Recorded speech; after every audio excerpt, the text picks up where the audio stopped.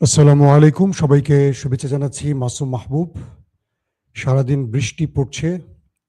ভাবছিলাম আজকে বেশি বেশি বৃষ্টি উপভোগ করব, কিন্তু দেখলাম যে খবর আসা শুরু করে দিয়েছে আবারও বড় রকম খবর। ইরান আমেরিকার যুদ্ধ এবার আরো ভয়াবহ দিকে মোড় নিতে যাচ্ছে। প্রথম কথা হলো যে যুদ্ধবিরতি প্রায় লঙ্ঘিত হতে যাচ্ছে, অর্থাৎ যুদ্ধবিরতি ভেঙে পড়তে যাচ্ছে। কারণ নেতানিয়াহুর দেশটি লেবাননে ব্যাপক অ্যাটাক করেছে। সবচেয়ে বড় অ্যাটাকটি করেছে বৈরুতে। সেখানে প্রচুর মানুষ হতাহত হয়েছে এমন খবর আসতে শুরু করেছে। লেবাননের গণমাধ্যম আল মায়াদিনের যে তথ্য পেলাম, তাতে সংখ্যায় অনেক মানুষ আহত বা নিহত হয়েছে। প্রশ্ন হলো, ইরান যে 10টি শর্ত আমেরিকার হাতে তুলে দিল, সেখানে ইরাক, ইয়েমেন, গাজা এবং লেবাননের নামটি উল্লেখ ছিল যে এখানে আর কোনো হামলা করতে পারবে না, এবং এটার গ্রান্টার হয়েছিল পাকিস্তান। কিন্তু আমেরিকা পুরো বিষয়টিকে উল্টে দিল। ইসরায়েল লেবাননে ব্যাপক হামলা করে সেই শর্ত ভেঙে দিল। কয়েকটি সূত্র দাবি করছে লেবাননের যিনি সর্বোচ্চ নেতা, আগে ছিলেন হাসান নাসরুল্লাহ, তার স্থলাভিষিক্ত যিনি হয়েছেন নাইম কাসেম, তিনি শাহাদাত বরণ করেছেন। বিষয়টা বোঝার চেষ্টা করেন। যুদ্ধবিরতির পর হিজবুল্লাহর প্রধান, এটি ইসরায়েল দাবি করছে যে গত রাতে তারা যে হামলা করেছে সেখানে নাইম কাসেম তিনি মারা গেছেন। এখন পর্যন্ত এটি স্বীকার করেনি বা এটার বিষয় কিছু বলেনি হিজবুল্লাহ। তবে ধারণা করা হচ্ছে যে এটি সত্য হতে পারে, ইসরায়েল দাবি করেছে। যখন আমেরিকা ইরানের ধোলাইটা খেল ব্যাপকভাবে, পৃথিবীর চারদিক থেকে ট্রাম্পের উপর চাপ বাড়ছে, ঘরে বাইরে, তখন এক প্রকার হাতে পায়ে ধরে ইরানের কাছ থেকে সিজ ফায়ার করে নিয়েছিল ট্রাম্প। মাত্র কয়দিন হিসেব করে দেখেন, এর মধ্যেই ইসরায়েল লেবাননে হামলা করে যুদ্ধবিরতিটাকে ভেঙে দিচ্ছে। বলা হচ্ছে ইসরায়েলের জরুরি নিরাপত্তা বিষয়ক বৈঠকে, যে বৈঠকটি শেষ হয়েছে কয়েক ঘন্টা আগে, নেতানিয়াহু এবং তার ক্যাবিনেট এবং তার যুদ্ধকালীন যে ক্যাবিনেট জেনারেলরাও বসছিলেন, সেখানে সিদ্ধান্ত হয়েছে ইরানে বড় আক্রমণ করতে যাচ্ছেন তারা। মার্কিন প্রেসিডেন্ট ডোনাল্ড ট্রাম্প তার নেভি, এয়ারফোর্সকে চারদিক থেকে ইরানকে আবারও ঘিরে ফেলতে নির্দেশ করেছেন। তার মানে বড় আক্রমণের দিকে আবার যাচ্ছে এই দেশগুলো। প্রিয় দর্শক, ইরান স্পষ্ট করে বলেছে যে আমরা 10টি শর্ত দিয়েছি, সেই 10টি শর্তের মধ্যে এই দেশগুলো ছিল ইরাক, লেবানন, গাজা এবং ইয়েমেন। ট্রাম্প পুরো অস্বীকার করেছে, বলছে যে না, এই শর্তের মধ্যে এটি ছিল না।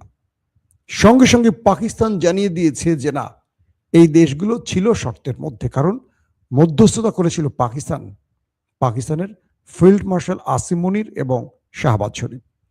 পাকিস্তান সঙ্গে সঙ্গে জানিয়ে দিয়েছে ইরান যে 10টি শর্ত দিয়েছিল, যে 10টি শর্তের মাধ্যমে যুদ্ধবিরতি, সেখানে এই দেশের নামগুলো ছিল এবং লেবাননে কোনো প্রকার হামলা করা যাবে না, এটি ইরান উল্লেখ করেছে।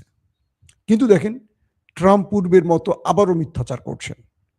পৃথিবীর সবচেয়ে শক্তিধর একটি দেশের প্রধান ব্যক্তিটি যদি এইভাবে প্রকাশ্যে মিথ্যাচার করে, তাহলে সেই দেশটির ভাবমূর্তি কোথায় গিয়ে ঠেকবে? ইতিমধ্যে মার্কিন অন্যতম একজন পাওয়ারফুল ম্যান, টকার কার্লসন, তিনি স্পষ্ট করে বলে দিয়েছেন মার্কিনীদের উচিত ইসরায়েলকে আর $1 এইড না দেয়া। যে কোনোভাবে ওই দেশটির আমেরিকা থেকে যে অস্ত্র যায়, সকল অস্ত্র বন্ধ করে দেয়া। পুরো পৃথিবীতে অশান্তির জন্য এই দেশটি দায়ী। একদম মার্কিন গুরুত্বপূর্ণ ব্যক্তি তিনি, টকার কার্লসন। তিনি বলে দিয়েছেন যে ট্রাম্প কতটা অসহায়, যে ইসরায়েলের প্রধানমন্ত্রী যুদ্ধবিরতি লঙ্ঘন করেছেন, এবং ট্রাম্পকে তিনি ফোন করেছেন। কি বলা হচ্ছে যে মিস্টার নেতানিয়াহু ফোন করেছিলেন ট্রাম্পকে, বলছিলেন যে আমি লেবাননে হামলা করতে চাই। ট্রাম্প প্রথমে অনুমতি দেননি, তখন তাকে শাসিয়েছেন নেতানিয়াহু। ট্রাম্প তাকে অনুমতি দিলেন। তিনি বৈরুত সহ ব্যাপক অ্যাটাক করলেন, প্রচুর মানুষের প্রাণহানির ঘটনা ঘটল। ইরান সঙ্গে সঙ্গে হরমুজ প্রণালী বন্ধ করে দিল, বলল যুদ্ধবিরতির লঙ্ঘনের দায়ে হরমুজ প্রণালী বন্ধ। ট্রাম্প খেপে গিয়ে বললেন তাহলে আবারও যুদ্ধ শুরু, এবং এবার আমরা সবচেয়ে বড় হামলাটি করব ইরানে। কে বলছে? ট্রাম্প। কিন্তু ট্রাম্প নেতানিয়াহুকে থামাতে পারলেন না কেন? এটি নিয়ে মার্কিন যুক্তরাষ্ট্রের ভেতরে বাইরে ব্যাপক আলোচনা হচ্ছে যে ট্রাম্পের এমন কি গোপন জিনিস আছে ইসরায়েলের হাতে বা মোসাদের হাতে যে ইসরায়েল তাকে যেভাবে চালাবেন সেভাবে চলবেন।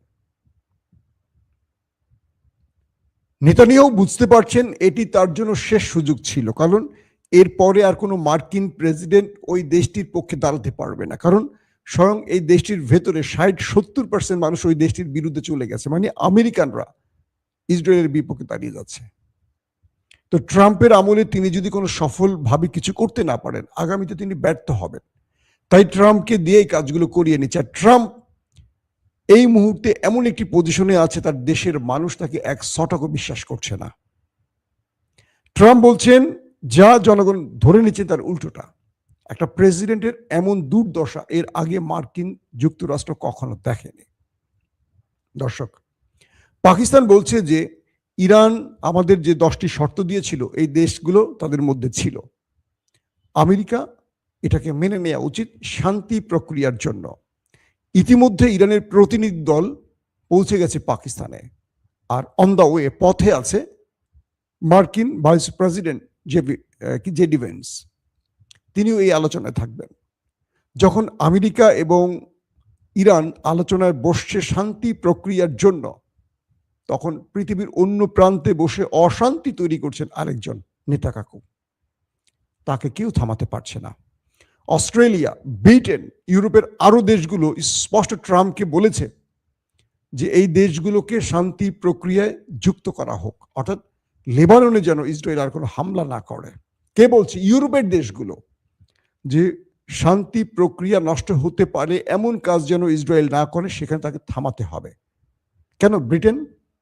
আপনি ইসরায়েলকে বলতে পারেন না এই রাষ্ট্র তো আপনি তৈরি করে দিয়েছিলেন, আপনাকে আর মানে না কেউ? না, সূর্য অস্ত গেছে আপনাদের। কি একটা অবস্থা দেখেন। বলা হচ্ছে ইসরায়েলে গুরুত্বপূর্ণ জরুরি বৈঠক হয়েছে।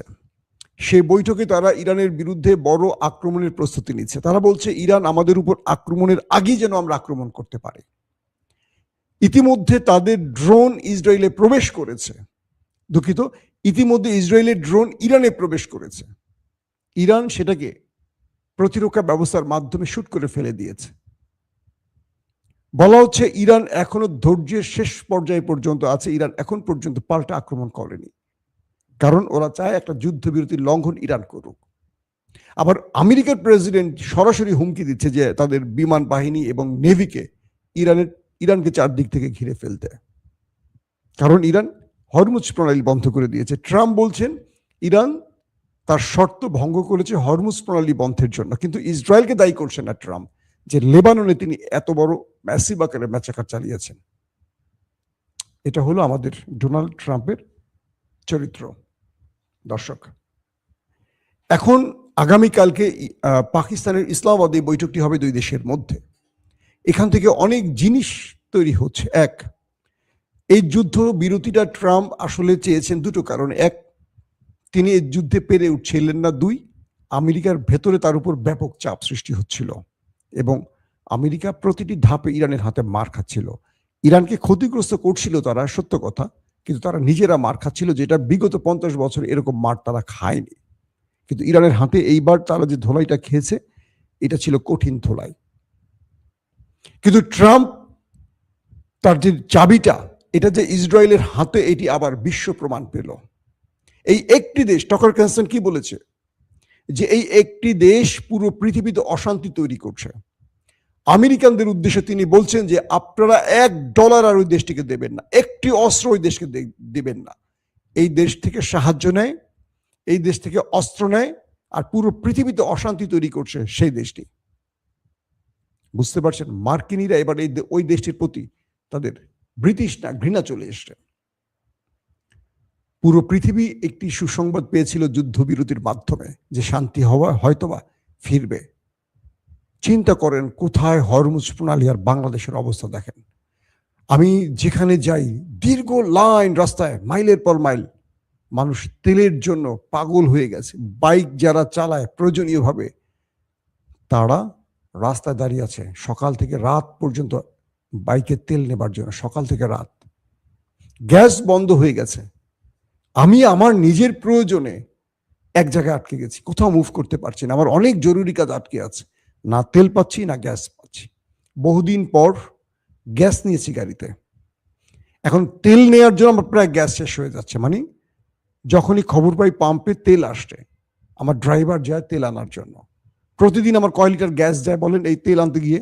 গিয়ে দেখে বিশাল লাইন। এই লাইন মানে লড়াই করে টিকে থেকে এই লাইন দিয়ে তেল আনা সম্ভব না। সকাল থেকে রাত পর্যন্ত বসে থাকলে বাকি কাজ করবে কখন?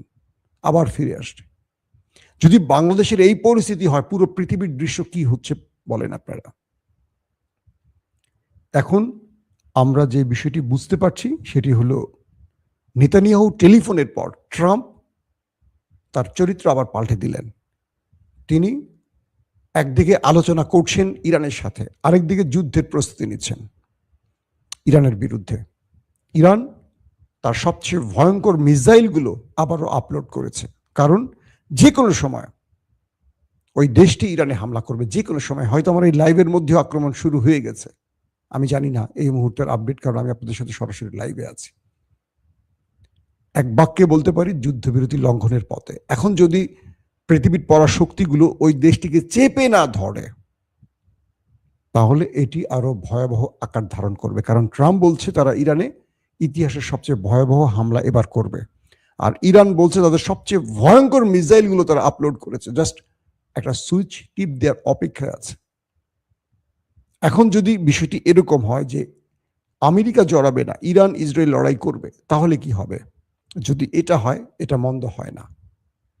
আমেরিকা যদি প্রকাশ্যে অপ্রকাশ্যে এই যুদ্ধে ইরানের বিপক্ষে না দাঁড়ায়, তাহলে নেতা সাহেবকে একটা ভালো ধোলাই দিতে পারবে ইরান। এবং ইরান মনে মনে এটি চাচ্ছে যে আমেরিকা তুমি এগোও না, তুমি থাকো তোমার গণ্ডির মধ্যে, নিরপেক্ষ জায়গায় থাকো, তোমার সাথে আমার যুদ্ধবিরতি হোক, ওই দেশটি থাকুক আমার সাথে লড়াইতে, ওকে একটা শিক্ষা দেই, ওকে মুছে দেই মানচিত্র থেকে, ও বুঝুক পৃথিবীতে অশান্তির শাস্তি কি হতে পারে। এদিকে হিজবুল্লাহ পাল্টা প্রতিরোধ শুরু করেছে। ইরান তার মিত্রদের জন্য আবারও হরমুজ প্রণালী বন্ধ করায় যে তেলের দামটি কমছে সেটি আবার বেড়ে যাওয়ার আশঙ্কা তৈরি হয়েছে। তার মানে পৃথিবী শান্তির দিকে আর হাঁটবে না, আবারও অশান্তির দিকে ছুটবে। যে শান্তির জন্য আমরা একটু অপেক্ষা ছিলাম, কেন যেন মনে হচ্ছে আবার বড় লড়াই শুরু হচ্ছে। তারপরও আমরা প্রত্যাশা হারাতে চাই না।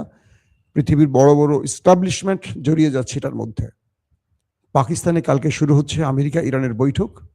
এই বৈঠকটি চলার মধ্যে ট্রাম্প যেন আর কোনো 2 নম্বরই বুদ্ধি না করে, কারণ এই বৈঠকটি চলমান অবস্থায়, কারণ এর আগেও 2টো বৈঠক হয়েছিল ইরানের সাথে, 2টো মানে 2 ধাপে, কয়েকবার বৈঠক হয়েছে 2টো ধাপে। সেই আলোচনার মধ্যে ইরানে আমেরিকা ইসরায়েল অ্যাটাক করেছে। ইরান যখন আলোচনায় পাকিস্তানে যাবে বা গেছে, তো ইতিমধ্যে চলে গেছে পাকিস্তানে, দেখেন না সেই বিমানটিকে টার্গেট করে কিনা ইসরায়েল।